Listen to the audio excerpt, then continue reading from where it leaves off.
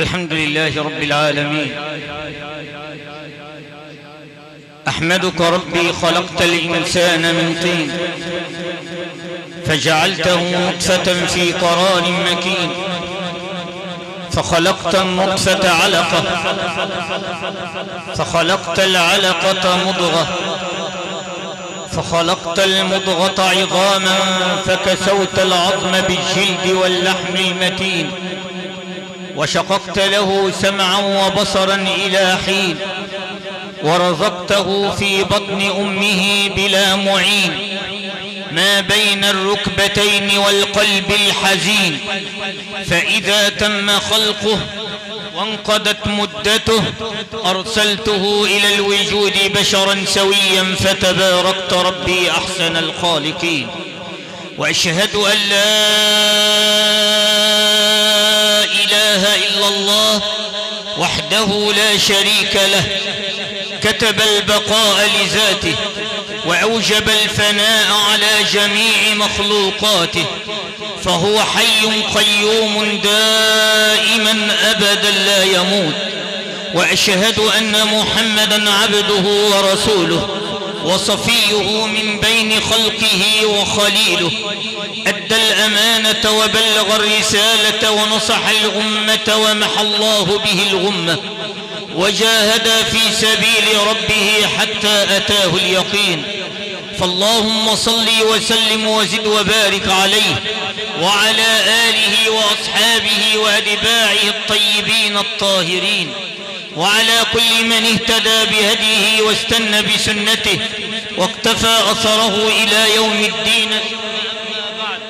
أحباب رسول الله صلى الله عليه وسلم، اتفقنا بإذن الله وعونه وحوله وقوته وإرادته في لقائنا السابق بأن الموت أحباب رسول الله حقيقة كبرى كتبها الله جل وعلا على الأغنياء والفقراء، على الكبار والصغار. الموت أحباب رسول الله صلى الله عليه وسلم هو الحقيقة الكبرى في هذا الكون. الموت أحباب رسول الله صلى الله عليه وسلم ليس عدما محضا وليس فناء صرفا، وإنما هو انتقال من دار إلى دار، فبالموت لا يفنى العباد وإنما بالموت يولد العباد. فوحدوا رب الأرباب جل وعلا لنعلم أن ابن آدم يولد ميلادين. أنت أيها المرء تولد ميلادين، ميلاد يزول وميلاد يدوم، ميلاد للاختبار وميلاد للدوام والاستمرار، ميلاد ينقضي وميلاد يدوم إلى أن يرث الله الأرض ومن عليها. تولد من بطن أمك أيها الموحد إلى الدنيا من أجل الاختبار والامتحان، من أجل أن تعطي ورقة تدون فيها ما تشاء وتفعل فيها ما تشاء وتكتب فيها ما تشاء، إلى أن يأذن الله جل وعلا لك بالمغادرة، إلى أن يأذن الله جل وعلا لك بالرحيل. إن سألت نفسك عن هذه الدار التي تعيش فيها والتي تتمسك بها والتي تنشغل بها عن طاعة الله وعن قربك من الله جل وعلا، لأن اللحظة من عمرك أيها الموحد تكتب وتسجل إما لك وإما عليك. اللحظة واليوم الذي يمر عليك كما قال إمامنا الحسن البصري رضوان الله عليه: يا ابن آدم إنما أنت أيام، فإن مضى منك يوم فقد انقضى ومضى بعضك. توحد الله. شوف لجنة الامتحان ساعتين، ساعة ما تخش باقي ساعة ونص، ساعة وربع، ساعة، بالدقيقة. هكذا أنت في الحياة، تولد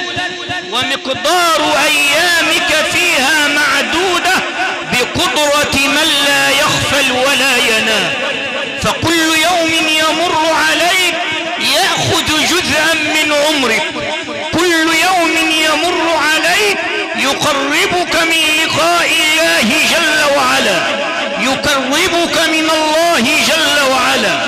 وقلت لك بأن الله يحبك، الله يريد لك الخير، الله يريد لك السعادة، الله يريد لك النعيم. كيف ذلك؟ اسمع، بعد أن توحد الله جل وعلا: والله يريد أن يتوب عليكم ويريد الذين يتبعون الشهوات أن تميلوا ميلا عظيما، يريد الله أن يخفف عنكم وخلق الإنسان ضعيفا. توحد الله. الله جل وعلا يريد لك التوبة، الله جل وعلا أبوابه مفتوحة طيلة الليل والنهار، الله جل وعلا يناديك في كل لحظة، الله جل وعلا يمد يده إليك ليلا نهارا من أجل توبة، من أجل عودة، من أجل إنابة، وأنت الذي تعطي لله ظهرك. فالميلاد الأول هو الذي يبدأ من نزولك إلى الحياة وينقضي عند دخول ملك الموت عليك، كما قلنا بأمر الله جل وعلا لقبض روحك. هذا الميلاد ينقضي بمجرد أن تنزع الروح من الحلقوم فتصعد إلى جوار ربها، إما إلى النعيم وإما إلى الجحيم. أسأل الله أن يجعل أرواحنا جميعا في النعيم.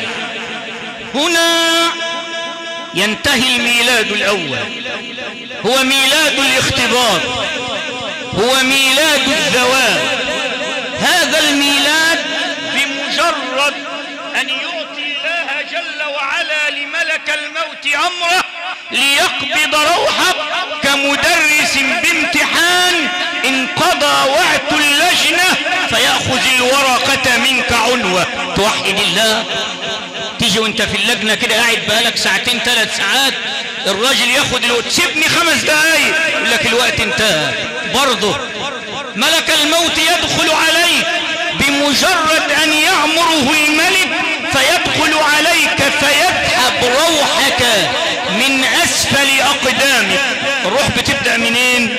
من الضفر الشمال في الرجل الشمال إلى أن تصل إلى الركبة، ثم القدم اليمنى، ثم إلى السرة. آخر حاجة تطلع. أنت عارف ليه يا موحد؟ أنت عارف العبرة إن روحك تطلع من تحت لفوق إيه؟ هقول لك بس بعد ما توحد الله. لترى بأم عينك جسدك بأسره وأعضاء بدنك بأسرها، تنزع منها الروح ولا تقوى على فعل شيء. رجلك بتموت ومش قادر تعمل حاجة، رجلك التانية ما توحد الله إلى أن تصل الروح إلى الحلقوم. فلولا إذا بلغت الحلقوم وأنتم حينئذ تنظرون ونحن أقرب إليه منكم ولكن لا تبصرون. فلولا إن كنتم غير مدينين ترجعونها إن كنتم صادقين. ما توحد رب العالمين. الروح وصلت إلى الحلقوم وأنت لا تقوى على فعل شيء، لأن هذا قدر الله وقدرته وإرادته. الكل ينظر، هذا إلى الطبيب وذاك إلى الطعام وهذا إلى التنفس، كل في اتجاه ليريد شيئا، ولكن رب الأرباب أراد شيئا آخر. الله جل وعلا أراد لك قبض روحك، فبمجرد أن تخرج الروح من الحلقوم، اسمع: والنازعات غرقا. ما توحد الله.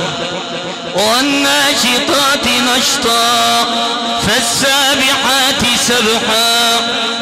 عارف النازعات دول مين؟ مجموعة جدا، مش ملك واحد اللي بيقبض، ده الملائكة بتبدأ من تحت، دول النازعات يبدأوا من أسفل القدمين إلى أن يصلوا إلى الركبتين فيتعبون. وحد الله، تعبوا من عناء، ثم يسلموها إلى فرقة أخرى، ثم تسلم إلى فرقة ثالثة إلى أن تصل إلى الحلقوم، وهنا تنزع الروح إلى ربها ليصبح البدن كما قلنا مجرد جيفة ستدفن حتى تستر أحباب رسول الله. الميلاد الأول انتهى عند الموت، خلاص كده. طب المدة ايه؟ طلعت الروح، بتروح فين؟ تصعد إلى جوار ربها جل وعلا. تطلع الروح، راجل قاعد في مكانه عجز، البدن يدفن يستر، والروح تصعد إلى جوار ربها جل وعلا. انظر أيها الموحد، الميلاد الثاني ده يبدأ امتى؟ الميلاد الأول خلص، الميلاد الأول انتهى، يبدأ الميلاد الثاني، المرحلة الانتقال اللي هي ايه؟ الراحة بعد الموت، مرورا بالغسل والكفن والجنازة. ثم يبدأ الميلاد الثاني بعد دخول القبر وإتمام الغلق. خش القبر ونخلص الأفلان، الميلاد الثاني يبدأ بالسؤال. قال جمهور العلماء بأن في القبر لحظات للسؤال المجمل. ايه السؤال المجمل؟ من ربك؟ ما دينك؟ ما نبيك؟ وحد الله. ثم ينام ابن آدم ويعود إلى التراب، ومن بعدها قوتا للديدان. فسبحان من جعلنا في الدنيا نسير على الأقدام، وبعد الموت قوتا للديدان. هنا تبدأ المرحلة الثانية التي للدوام. سؤال مجمل قلت لك عليه، وسؤال مفصل. السؤال المفصل سيدنا الشيخ الشعراوي عليه رحمة الله كان صديقه المقرب فضيلة الدكتور أحمد عمر هاشم، قال له تجيلي في المنام. عارف قاله بعد قد ايه؟ بعد 6 أشهر. بقول له انت لسه فاكرني يا امام؟ قال له انا لسه توحد الله، انا لسه مخلص السؤال اللي هو بقى تفصيلي مجمل ومفصل. فبالموت يا احباب رسول الله محمد ينتقل المرء من دار الى دار، وينتقل المرء من مكان الى مكان. الدنيا احباب رسول الله لا تعدل عند الله شيئا، ولا تساوي عند الله شيئا، ولا تقدر عند الله بشيء، فلو ساوت ما سقى كافرا منها شربة ماء. وما تركني وإياك نعصيه على ظهرها، وما تركني وإياك نبارزه بالذنوب والعصيان، إلا أن الدنيا لا تعدل عند الله شيء، ولا تساوي عند الله جل وعلا شيء. والآخرة خير لك من الأولى، وللآخرة خير لك من الأولى، والآخرة خير وأبقى، وللآخرة هي الحيوان لو كانوا يعلمون. في كل الآيات هتلاقي ان الخلود والدوام في الآخرة مش في الدنيا. وانا قلت لك ان انت مش احسن من حضرة النبي محمد يا اخي، ده انت بتموت، اعضائك بتموت امام عينيك حتى ترى. طب الميت ليه ما بيصرخش؟ بمجرد ان يدخل عليك لماذا لم يصرخ الميت؟ ونختم بها، لماذا لم يستغيث الميت؟ الحي ضربته صرخ، الحي منا إن لدغته استغاث. فبشدة الموت وبسكرات الموت لماذا لم يصرخ الميت؟ لأن الموت قد صعد إلى عقله فغشيه فغيبه، وجاء إلى بصره فأعماه وأرهبه، وجاء إلى بدنه فهدأه وأسكنه، وجاء إلى لونه فغيره وعصفره.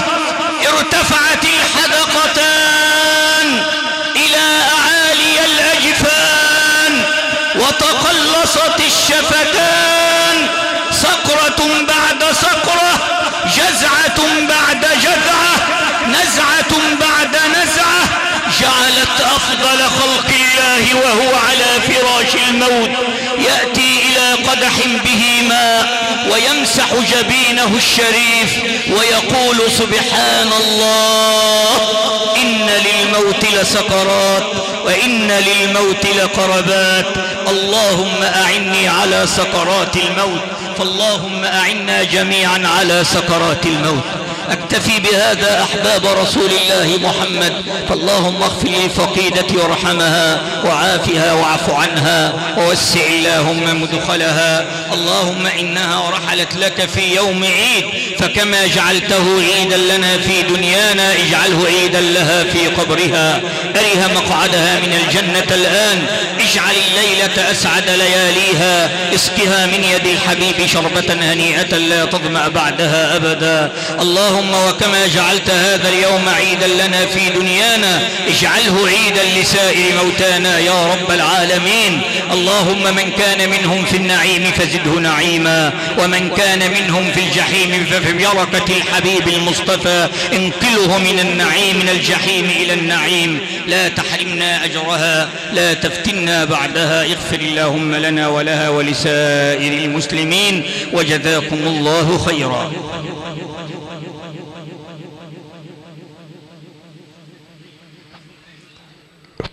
إخوة الإيمان والإسلام، استمعنا سويا لهذه الكلمة الطيبة لفضيلة العالم الجليل الشيخ أحمد عبد السلام.